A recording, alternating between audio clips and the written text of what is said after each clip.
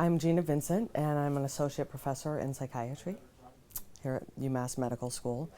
I'm also the co-director of the National Youth Screening and Assessment Project. We advise juvenile justice agencies all over the country about screening and assessment issues. The field has a lot of studies over the last 30 years, I'd say, where they've tracked youth from age 3 to age 45 and documented the types of characteristics that are related to who offends and who doesn't. They've also documented the type of characteristics that are related to who is violent and who's not, because obviously most offenders aren't violent. And that information has gone into developing risk assessment tools. The accuracy for most risk assessment tools for youth, the good ones, is around 70 to 75%. We're never going to be able to predict human behavior at 100%. There should be a much better education around what factors put people at higher risk for violence. And that education, I think, should occur in a school setting among teachers and school counselors.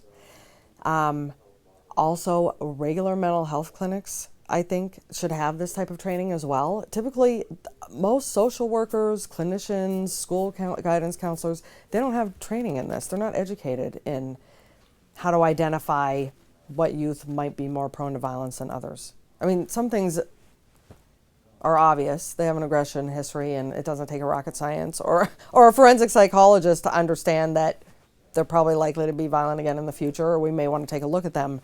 But there's other factors as well, like lack of empathy, lack of remorse, risk-taking behavior, impulsivity, substance abuse issues, problems in the home. Some types of mental health problems may make people more prone to violence than others. However, a lot of mental health problems do not have any relation to violence. And so I think it's important to educate those individuals that are working with youth on a daily basis. And I think it's important because they can identify then which youth may be in need of some type of assessment and refer them for that.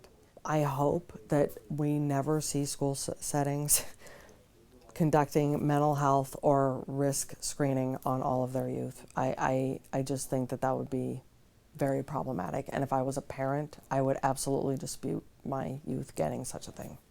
So I think that it would be good if there was some protocol in place that if a youth is behaving in a certain way, they should be referred for some kind of risk assessment.